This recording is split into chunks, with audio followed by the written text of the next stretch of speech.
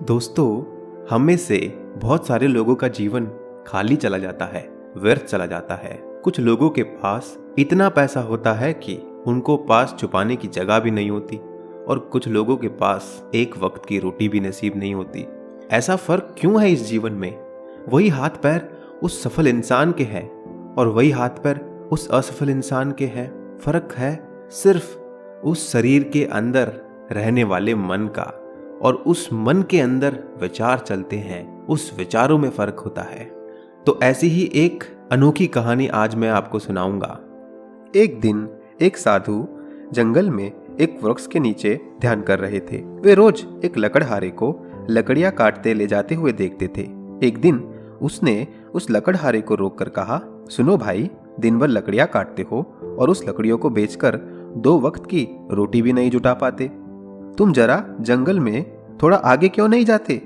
वहां भी चंदन के वृक्ष का घना जंगल है। एक दिन काट लोगे तो हफ्ते भर के खाने की व्यवस्था हो जाएगी। उस गरीब लकड़हारे को विश्वास नहीं हुआ, क्योंकि वह तो सोचता था कि जितना वह जंगल को जानता है उतना और कोई नहीं जानता। जंगल में लकड़ियां काटते काटते ही तो उसका जीवन बीता है।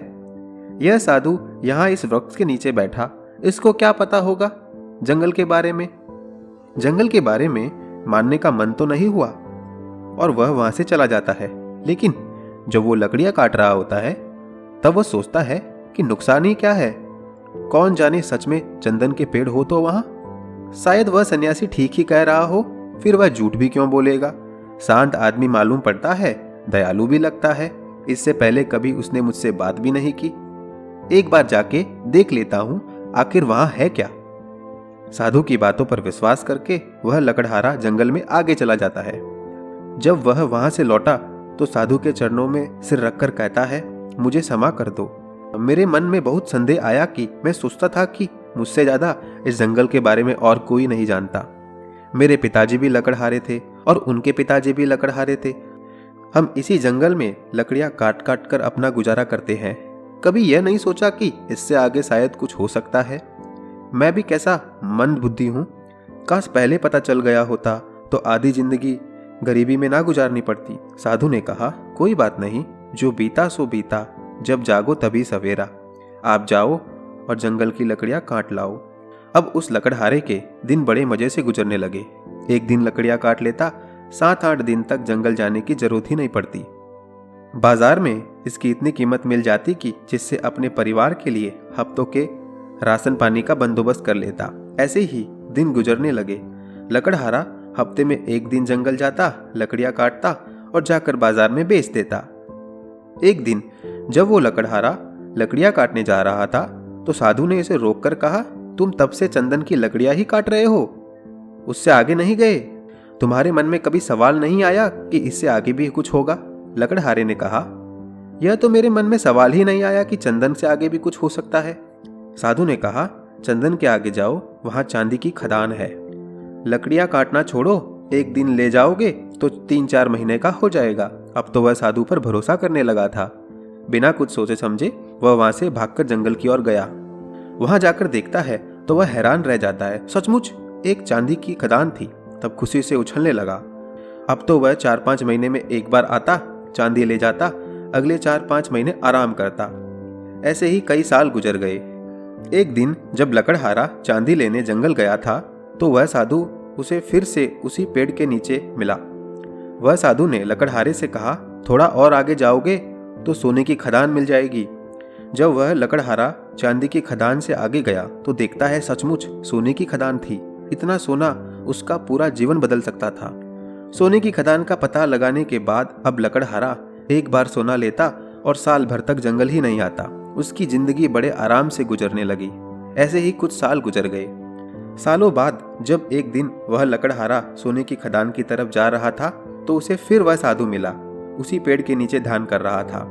जब उस लकड़हारे को सोने की खदान की ओर जाते हुए देखा तो बोला, तुम कभी जागोगे या नहीं? मुझे ही हर बार क्यों तुम्हें जगाना पड़ता है?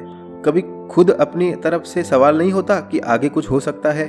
मन में जिज्ञासा नहीं उठती कि आगे जाकर देखे कि क्या है? लकड़हारे ने कहा, मैं मंद बुद्धि हूँ, मुझे यह सवाल ही नहीं आता। मैं समझता हूँ कि सोने से बड़ा और क्या हो सकता है। बस यही आखिरी चीज तो है, साधु ने कहा, अरे भोले इंसान, सोने की खान से आगे जा, तुझे हीरे की खदान मिलेगी। जब वह वहां जाकर देखता है तो उसे अपनी आंखों पर विश्वास नहीं होता। वह सचमुच हीरे की खदान के पास खड़ा था। अब तो वह एक बार आता, हीरे ले जाता और कई सालों बाद वापस आता। समय के साथ लकड़हारा भी बूढ़ा होने लगा था। एक दिन जब वह हीरे लेकर जंगल से वापस आ रहा था तो उसी पेड़ के नीचे उसे वही साधु मिला। साधु ने कहा, अरे नासमझ, अभी भी तुम हीरो में अटके हुए हो। अब तो लकड़हारे को बड़ी घमंड आ गई थी। वह बड़ा धनी आदमी था, उसने महल खड़ा कर लिया था। उसने बड़े घमंड से कहा, अब छोड़ो भी, तुम मुझे परेशान मत करो। अब हीरे की खदान के आगे भला क्या होगा? साधु ने कहा, हीरे के आगे मैं हूं। क्या तुम्हें कभी ख्याल नहीं आया कि यह आदमी इस पेड़ के नीचे बैठा है, जिसे पता है हीरे की खदान के बारे में, और वह हीरे नहीं भर रहा? इसको हीरे से भी आगे कुछ मिल गया होगा, तभी तो यह निश्चित बैठा है। क्या तुम्हें कभी विचार नहीं आया? ये साधु की बातें सुनते ही लकड़हारा रोने लगा और उस ध्यानी साधु के पैर पकड़कर कहता है, मैं भी कैसा मूर्ख हूँ, कभी सोच ही नहीं पाया जिसने यह सोने चांदी हीरे जवाहरात छोड़ दिए। इसके पास जरूर ही इन हीरे जवाहरात से बड़ा धन होगा। मैं जानना चाहता हूँ कि तुम्हारे पास ऐसा कौन सा धन है जिसके सामने इस दुनिया की सारी दौलत छोटी है। लकड़हारे की बात सुनकर साधु कहता है, वही तो मैं तुम्हें बताना चाहता हूँ, इस धन का नाम है ध्यान। लकड़हारे ने कहा, मुझे तो ध्यान करना ही नहीं आता। साधु ने कहा, ध्यान करना बहुत सरल है। बाहर का धन तो तुमने बहुत इकट्ठा कर लिया, अब जरा भीतर की ओर मुड़ जा और आराम से बैठ जाओ, फिर देखो कि तुम्हारे अंदर क्या चल रहा है। अगर कोई अनुभव हो तो पकड़ो मत, बस देखो, हो सकता है तुम्हें परमात्मा के दर्शन हो, परंतु उसे भी मत पकड़ना। तब तक देखते रहो जब तक कि सभी अनुभव, सभी विचार शांत हो जाए। मगर ध्यान रहे, जबरदस्ती किसी भी अनुभव को रोकने की कोशिश मत करना, इस विचार को खत्म करने का प्रयास मत करना। जब कोई अनुभव ना रहे, कोई विचार ना रहे, तो तुम निर्भीक होकर समाधि में स्थिर हो जाओ। फिर उधर उधर भटको मत, तभी केवल शून्य होगा, और उसी शून्य में चलता है बोध का दिया, आत्मज्ञान का दिया। ध्यान करने के लिए एक ही चीज सबसे महत्वपूर्ण है, धैर्य। आपके भीतर इतना धैर्य होना चाहिए कि घटना चाहे आज घटे या वर्षों बाद, परंतु आप ध्यान करते रहें। दोस्तों, उस लकड़हारे की तरह ही तो हमारी जिंदगी होती है।